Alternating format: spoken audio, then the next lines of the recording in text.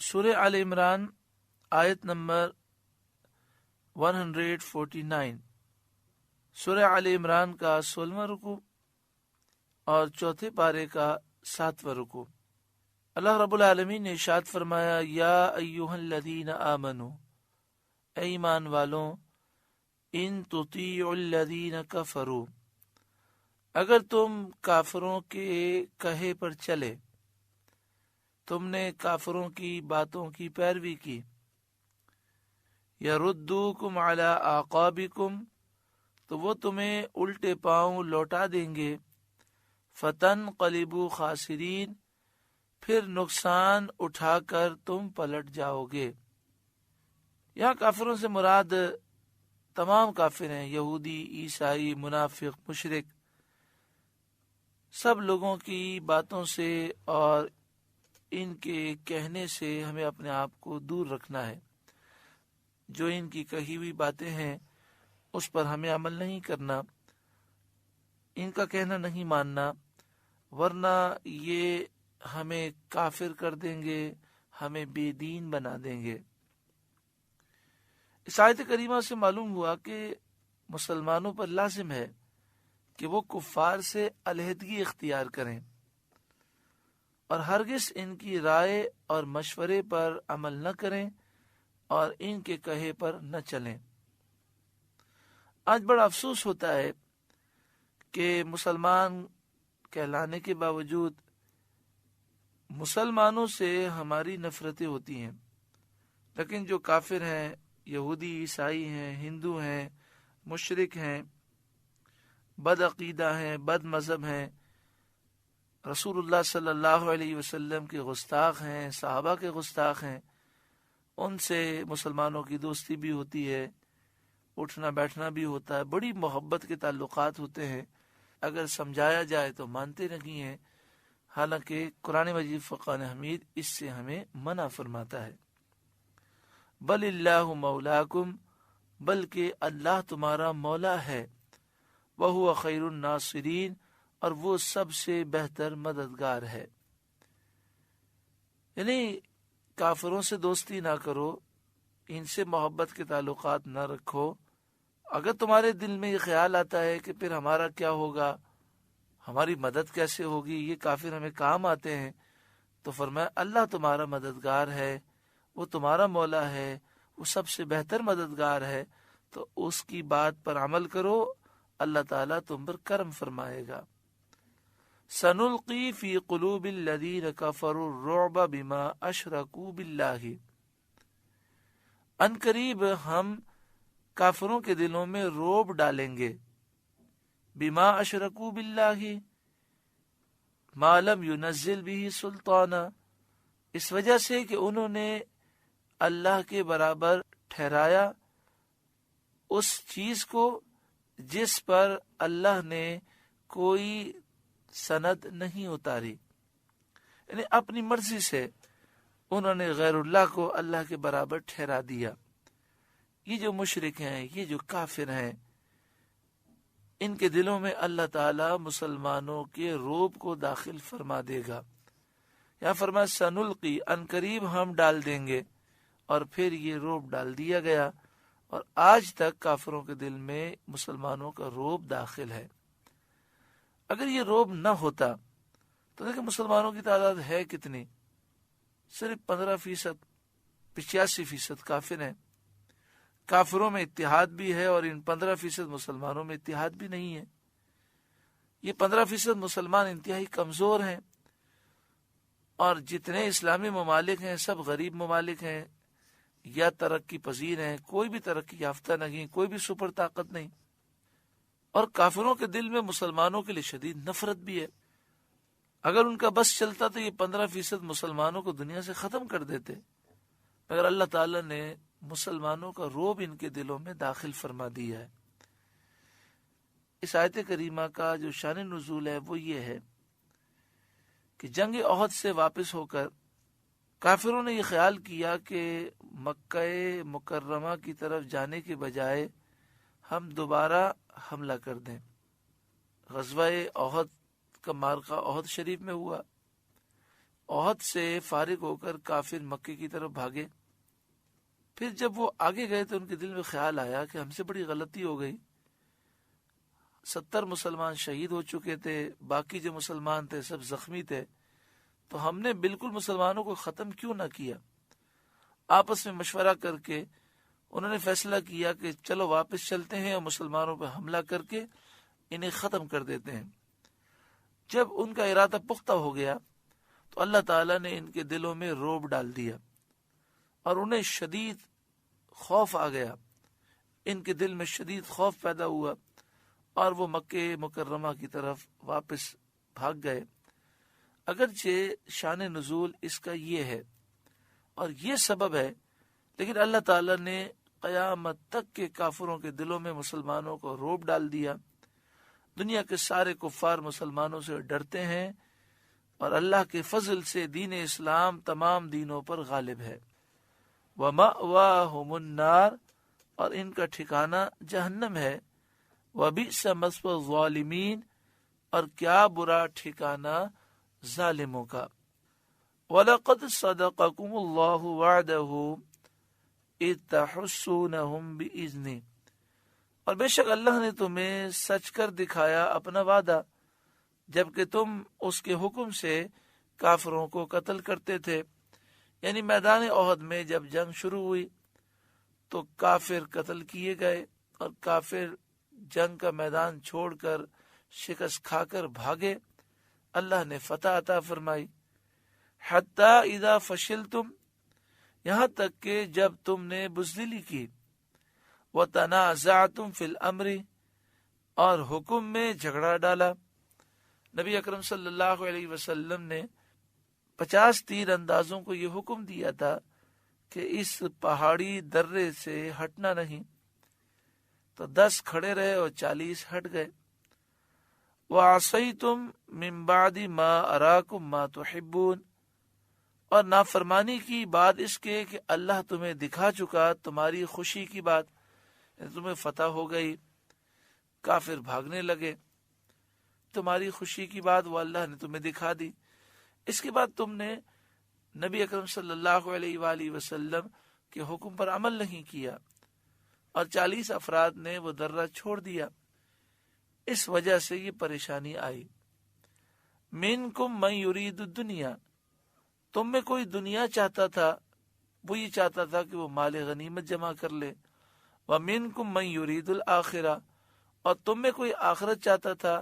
وہ 10 افراد تھے جنہوں نے وہاں کھڑے ہو کر پھر کافروں کا مقابلہ کیا، اور وہ حضرت عبداللہ بن جبیر اور ان کے ساتھ جو افراد تھے سب مقابلہ کرتے کرتے شہید ہو گئے۔ ثم صرفکم عنہم لیبتلیکم، پھر تمہارا منہ ان سے پھیر دیا کہ تمہیں آزمائے، تمہیں بہت بڑی مصیبت آ گئی اور تمہیں میدان جنگ چھوڑ کر جانا پڑا۔ وَلَقَدْ عَفَا عَنْكُمْ، اور بے شک اللہ نے تمہیں معاف کر دیا۔ جب اللہ تعالیٰ نے معاف کر دیا تو کسی کو اعتراض کرنے کا کوئی حق حاصل نہیں ہے۔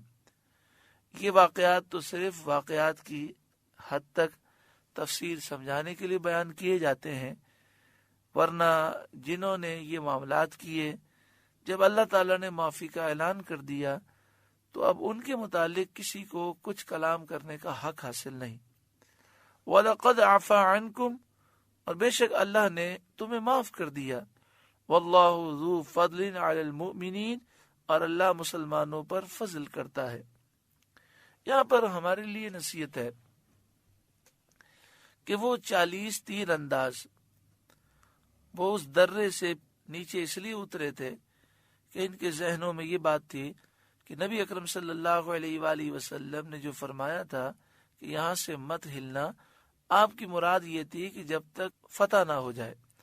اب تو کافر بھاگ رہے ہیں تو اب اترنے میں کیا حرج ہے؟ تو ایک غلط فہمی ہو گئی، تو یوں سمجھیے کہ نافرمانی جان بوجھ کے نہیں کی، غلط فہمی کی وجہ سے کر لی، تو پریشانی آ گئی۔ تو جو مسلمان نبی اکرم صلی اللہ علیہ وآلہ وسلم کی نافرمانی جان بوجھ کر کرے وہ سکون و چین کیسے پا سکتا ہے؟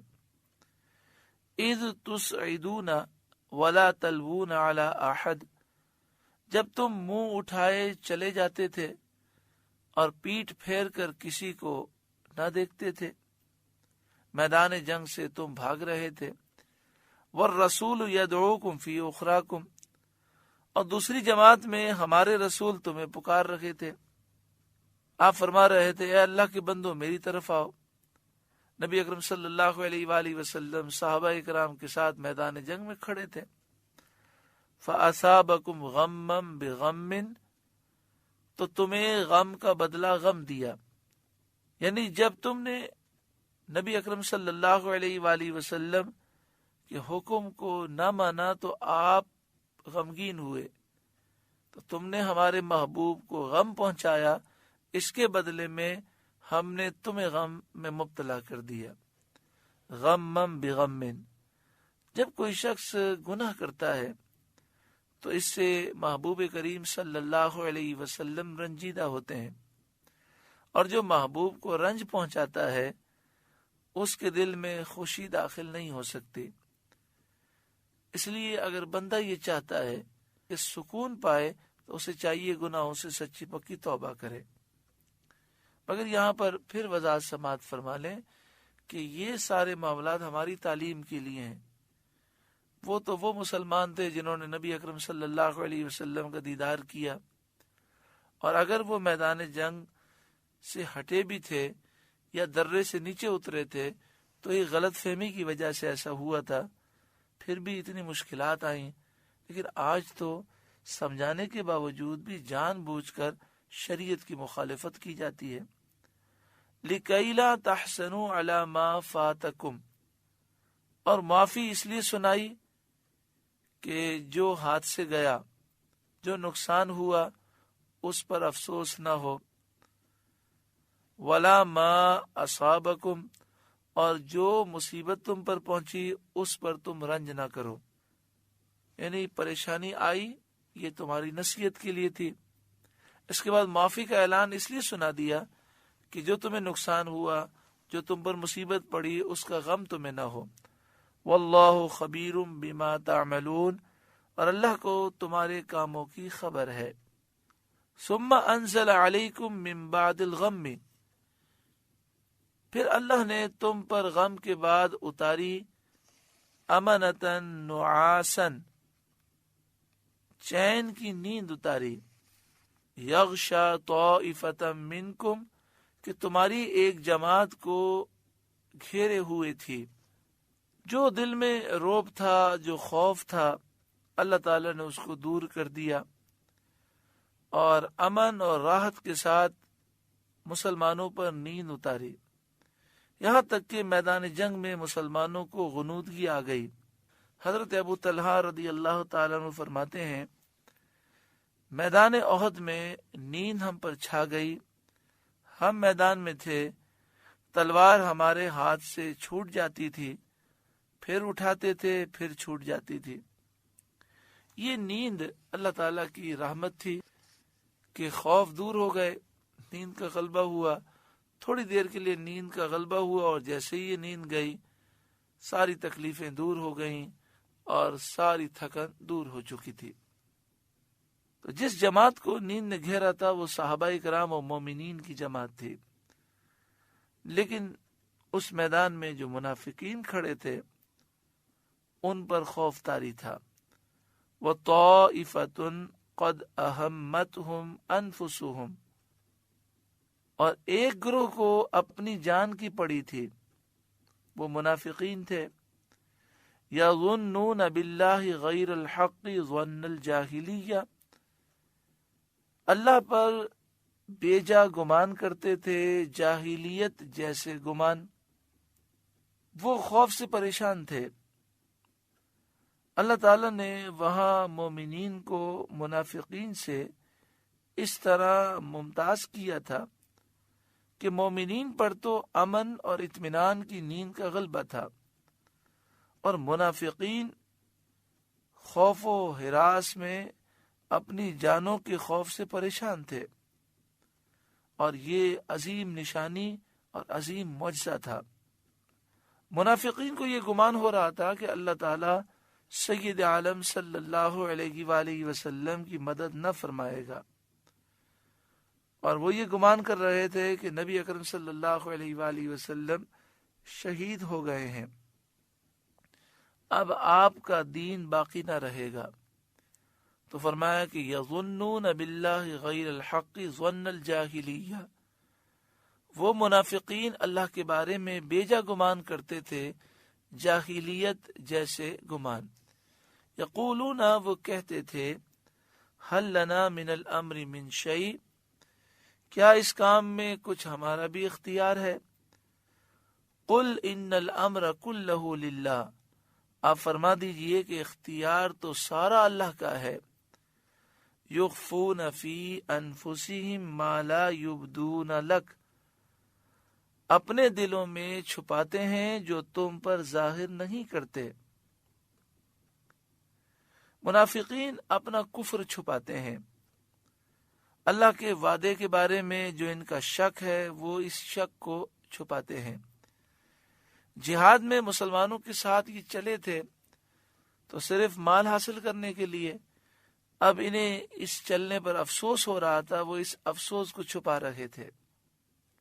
یقولون، وہ کہتے ہیں، لو کان لنا من الامر شیء ما قتلنا ہاہنا، ہمارا کچھ بس ہوتا تو ہم یہاں نہ مارے جاتے۔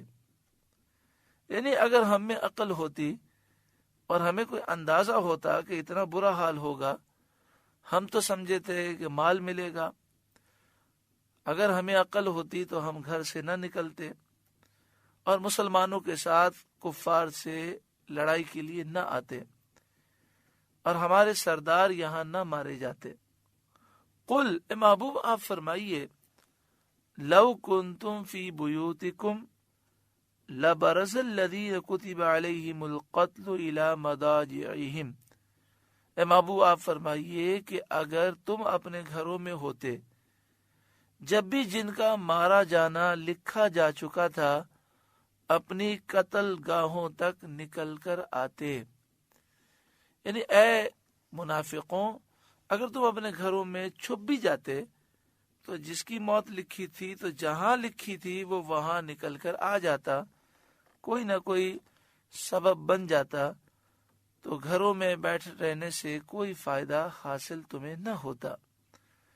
وَلِيَبْتَلِيَ اللَّهُ مَا فِي صُدُورِكُمْ وَلِيُمَحِّصَ مَا فِي قُلُوبِكُمْ، اور یہ معاملات اس لیے ہوئے کہ اللہ تمہارے سینوں کی بات آزمائے، اور جو کچھ تمہارے دلوں میں ہے اللہ تعالیٰ اسے کھول دے۔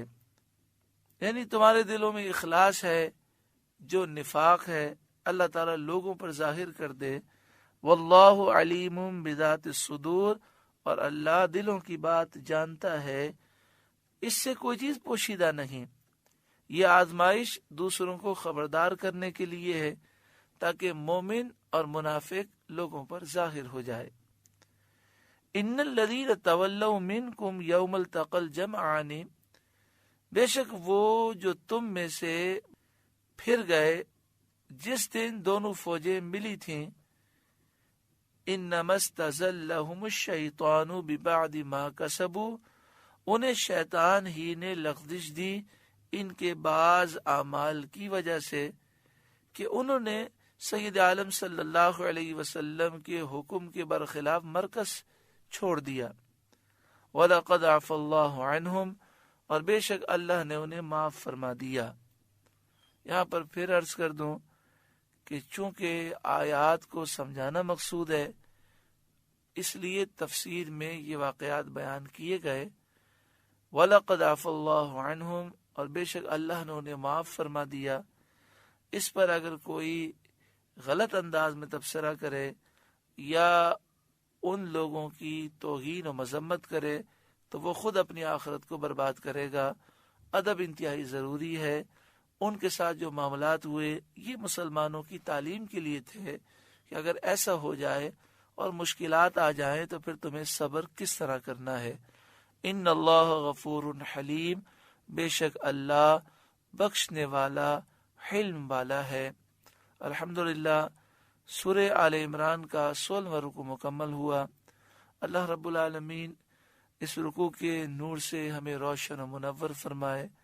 इस रुकू में ये आयत करीमा भी है कि जहाँ मौत लिखी है, इंसान घर में सारी जिंदगी छुप कर बैठा रहे, मगर जब मौत का वक्त आता है तो मौत के मकाम तक किसी न किसी वजह से वो पहुंच ही जाता है। इसलिए बुज़दिली से कोई फ़ायदा नहीं।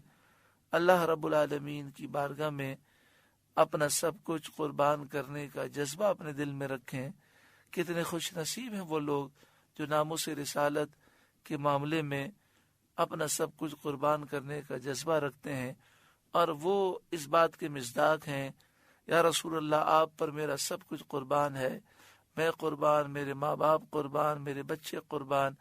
अल्लाह ताला हमें भी वो जज्बात नसीब फरमाए और नामुस रिसालत की खातिर हमें अपना सब कुछ कुर्बान करने की रब्बुल आलमीन तौफीक अता फरमाए। अल्लाह